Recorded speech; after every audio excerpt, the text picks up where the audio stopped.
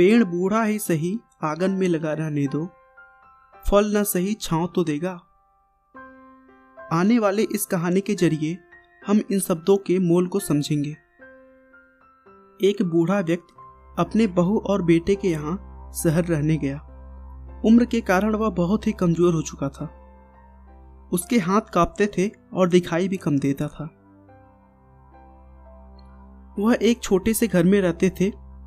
पूरा परिवार और उनका 4 साल का एक पोता साथ डिनर टेबल पर खाना खाते थे। लेकिन बूढ़े होने के कारण उस व्यक्ति को खाने में बहुत ही दिक्कत होती थी।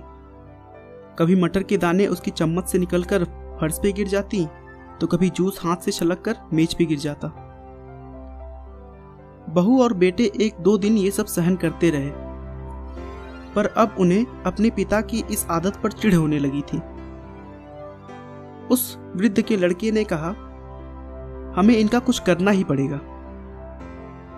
बहू ने अपने पति की बात को सपोर्ट किया और कही, आखिर कब तक हम इनकी वजह से अपने खाने का मजा किरकिरा करते रहेंगे, और हम इस तरह चीजों का नुकसान होते हुए भी तो नहीं देख सकते।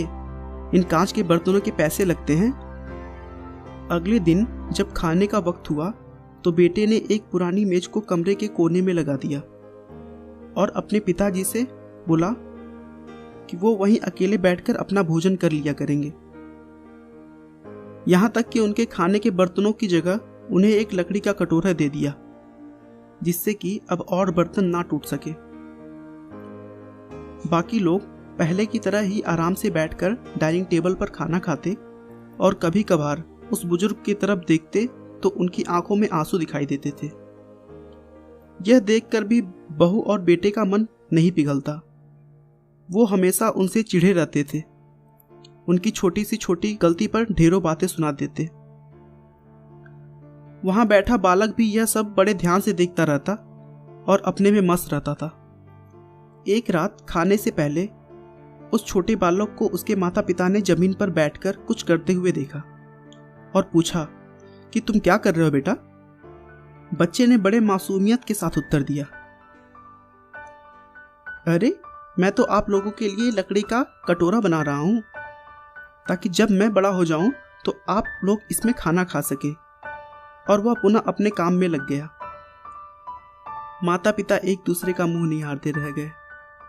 उनके मुंह से एक भी शब्द नहीं निकला और आंखों से आंसू आ गए। वो दोनों बिना बोले ही समझ चुके थे कि अब उन्हें क्या करना है।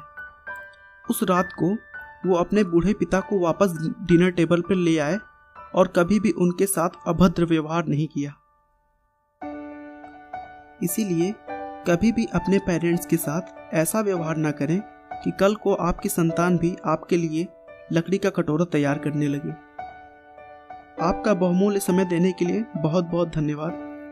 हमारे चैनल को आप सब्सक्राइब कर लें ताकि आप हमारे आने वाले वीडियो को प्राप्त कर सकें।